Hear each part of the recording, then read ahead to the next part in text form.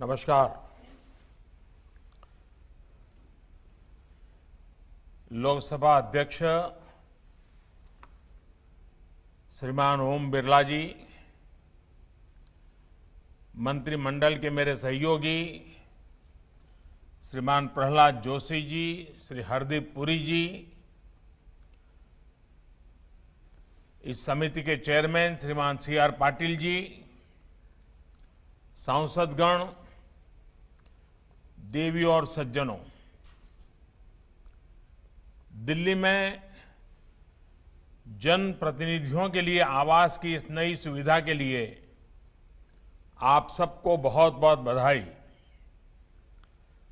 आज और भी एक सुभग संयोग है। आज हमारे कर्तृत्ववान, मितभाषी हमारे अध्यक्ष श्रीमान ओम बिरला जी का जन्मदिवस भी है। ओम जी को बहुत बहुत शुभकामनाएं। आप स्वस्थ रहें, दीर्घायु हो और देश की ऐसे ही सेवा करते रहें, ईश्वर से मेरी यही प्रार्थना है। साथियों, सांसदों के लिए पिछले साल नॉर्थ एवेन्यू के घर बनकर तैयार हुए थे और आज बीडी रोड पर भी ये 3 टावर आवंटन के लिए तैयार है। मेरी कामना है कि गंगा, यमुना और सरस्वती, इन 3 टावरों का संगम इसमें रहने वाले जनप्रतिनिधियों को हमेशा स्वस्थ रखे, कार्यरत रखे और संतोषी बनाए। इन फ्लैट्स में हर वो सुविधा दी गई है जो सांसदों को अपने दायित्व के निर्वहन में मदद करेगी। संसद भवन के नजदीक होने की वजह से भी इसमें रहने वाले सांसदों को बहुत आसानी होगी। साथियों, दिल्ली में सांसदों के लिए भवनों की दिक्कत बरसों से रही है और जैसे अभी बिरला जी बता रहे थे, लंबे अरसे तक सांसदों को होटल में रहना पड़ता है। इसके कारण आर्थिक बोझ भी बहुत आता है। उनको भी अच्छा नहीं लगता है, लेकिन अब मजबूरन करना पड़ता था। लेकिन इस समस्या को दूर करने के लिए गंभीरता से प्रयास 2014 के बाद विशेष रूप से शुरू हुए। दशकों से चली आ रही समस्याएं टालने से नहीं, उनका समाधान खोजने से समाप्त होती है। सिर्फ सांसदों के निवास ही नहीं, बल्कि यहां दिल्ली में ऐसे अनेकों प्रोजेक्ट्स थे जो कई कई वर्षों से अधूरे थे, लटके पड़े थे।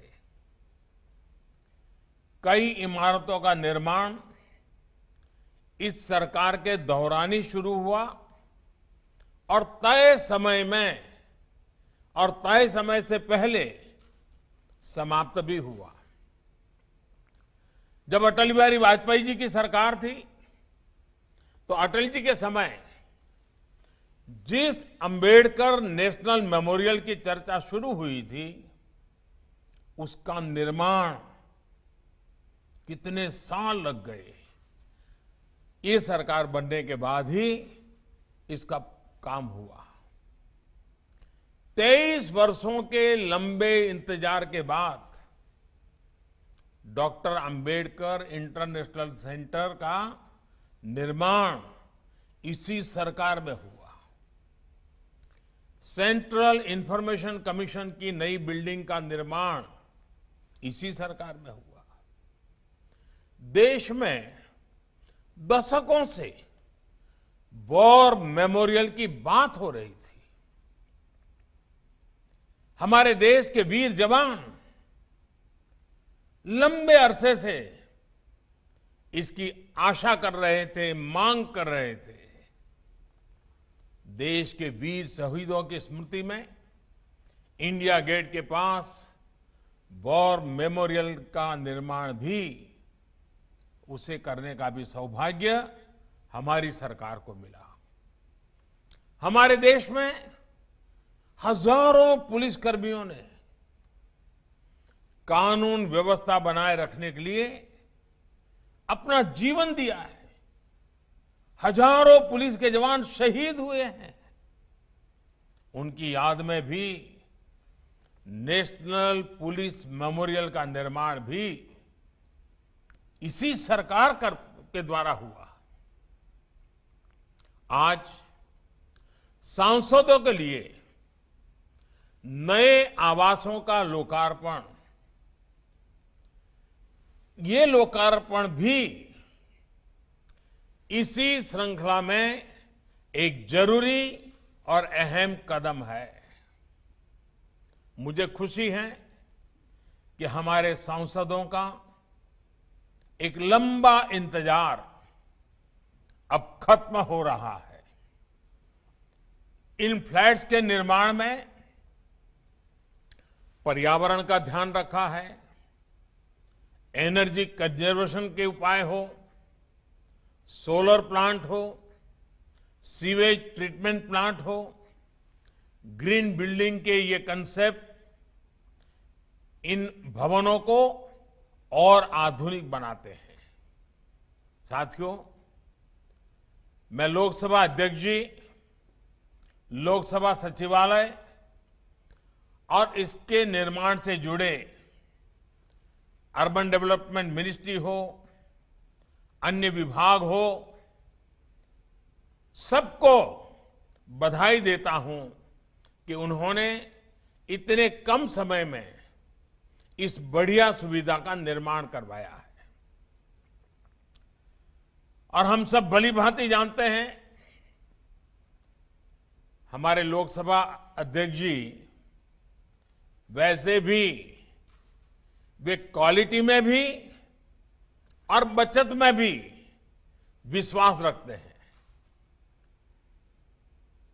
सदन के भीतर वे ये सुनिश्चित करते हैं कि समय की भी बचत हो और डिबेट की भी क्वालिटी हो। और इसके निर्माण में भी उन बातों को भली भांति सफलतापूर्वक पार किया गया है। हम सबको याद है, अभी हमने मॉनसून सत्र में भी अध्यक्ष जी की इस कार्यशैली की झलक देखी है। कोरोना काल में अनेक प्रकार की सावधानियों के बीच नई व्यवस्थाओं के साथ संसद का सत्र चला। पक्ष और विपक्ष के सभी साथियों ने एक एक पल का सदुपयोग किया। दोनों सदनों द्वारा बारी बारी से काम करना हो या फिर शनिवार और रविवार को भी कार्रवाई करना, हर किसी ने सहयोग किया, सभी दलों ने सहयोग किया। साथियों, हमारी संसद की ये जो ऊर्जा बढ़ी है, इसके पीछे एक और बड़ा कारण है। इसकी भी शुरुआत एक तरह से 2014 से शुरू हुई है। तब देश एक नई दिशा की तरफ बढ़ना चाहता था, बदलाव चाहता था, और इसलिए उस समय देश की संसद में 300 से ज्यादा एमपीज फर्स्ट टाइम चुनकर पहुंचे थे, और मैं भी पहली बार आने वालों में से एक था। इस 70वीं लोकसभा में भी 260 सांसद ऐसे हैं जो पहली बार चुनकर पहुंचे हैं।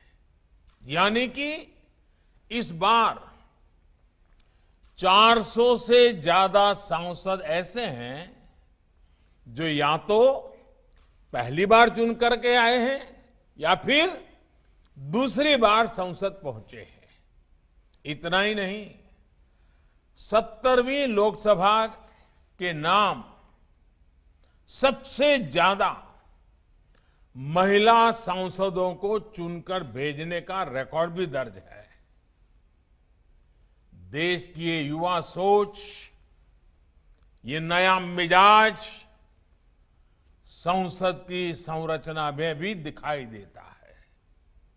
यही कारण है कि आज देश की कार्यप्रणाली में, गवर्नेंस में एक नई सोच और नया तौर तरीका दिखाई दे रहा है। यही कारण है कि देश की संसद आज एक नए भारत के लिए कदम बढ़ा रही है, बहुत तेजी के साथ फैसले ले रही है। पिछली 16वीं लोकसभा ने पहले की तुलना में 15% ज्यादा बिल्स पास किए। 70वीं लोकसभा के पहले सत्र में तय समय से 135% काम हुआ। राज्यसभा ने भी 100% काम किया। ये परफॉर्मेंस पिछले 2 दशकों में सबसे ज्यादा है। पिछली सर्दियों में भी लोकसभा की प्रोडक्टिविटी 110% से ज्यादा रही है।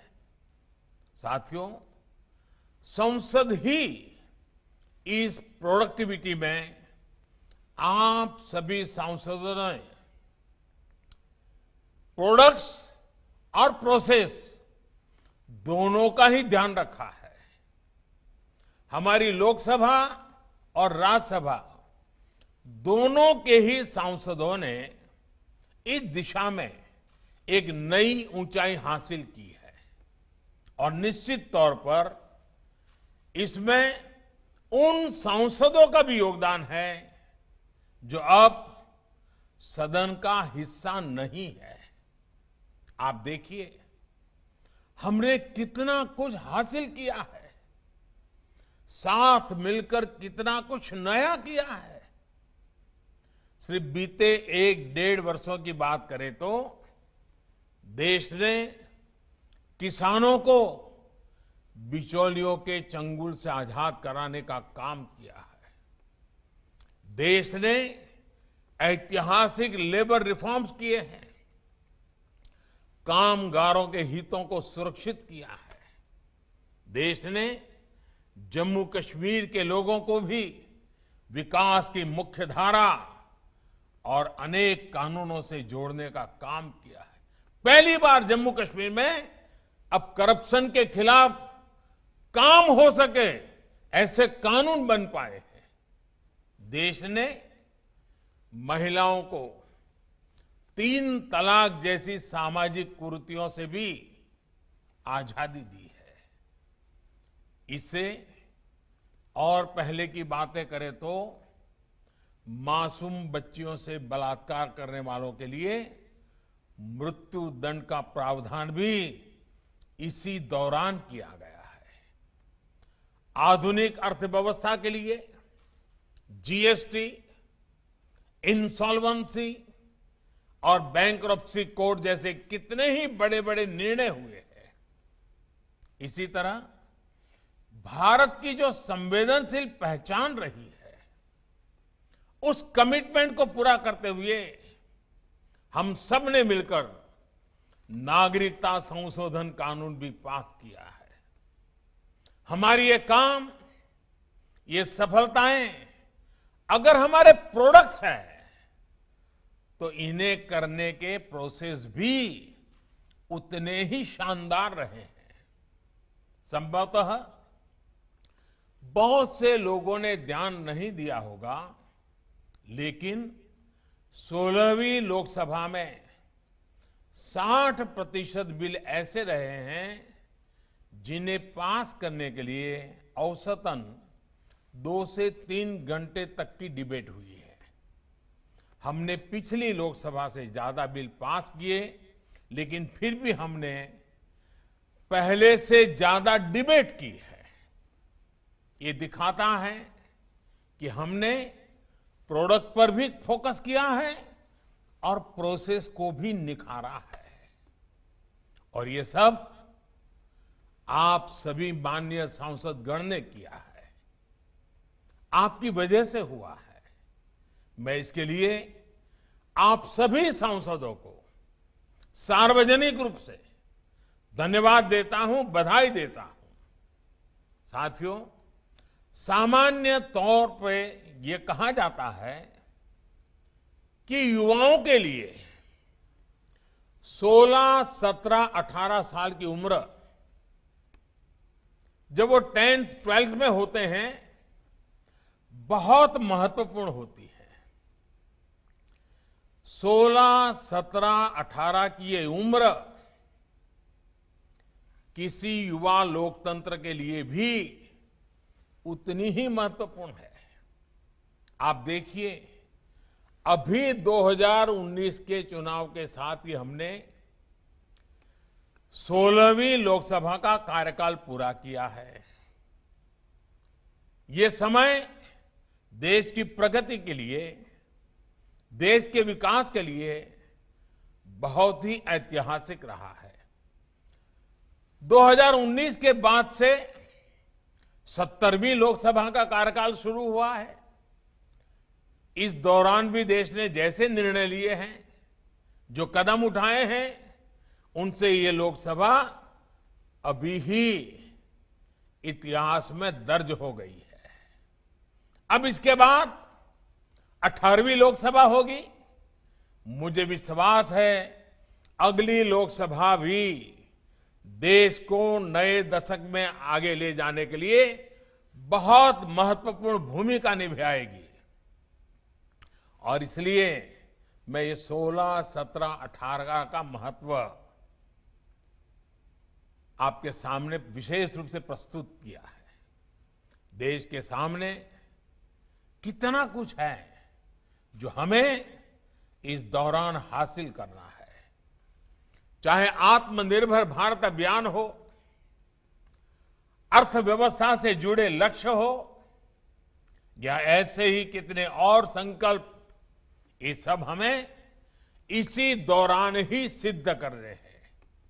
और इसलिए 16वीं, 17वीं, 18वीं लोकसभा का ये कालखंड हमारे युवा देश के लिए बहुत अहम है। देश के लिए इस इतने महत्वपूर्ण समय का हम सबको हिस्सा बनने का सौभाग्य प्राप्त हुआ है। और इसलिए हम सबकी जिम्मेदारी है कि जब इतिहास में लोकसभा के अलग अलग कार्यकालों का अध्ययन किया जाए तो ये कार्यकाल देश की प्रगति के स्वर्णिम अध्याय के तौर पर याद किया जाए। साथियों, हमारे यहां कहा गया है, क्रियाः सिद्धिः, क्रियाः सिद्धिः सत्वे भवति महताम, सत्वे भवति महताम नोपकरणे। अर्थात कर्म की सिद्धि हमारे सत्य संकल्प पर, हमारी नीयत से ही होती है। आज हमारे पास साधन भी है और दृढ़ संकल्प भी है। हम अपने संकल्पों के लिए जितना अधिक परिश्रम करेंगे, सिद्धि उतनी ही जल्दी और बड़ी होगी। मुझे विश्वास है कि हम सब मिलकर 130 करोड़ देशवासियों के सपनों को जरूर पूरा करेंगे। आत्मनिर्भर भारत के लक्ष्य को पूरा करेंगे। इन्हीं शुभकामनाओं के साथ एक बार फिर आप सभी को बहुत बहुत बधाई, बहुत बहुत धन्यवाद। बहुत बहुत धन्यवाद प्रधानमंत्री जी।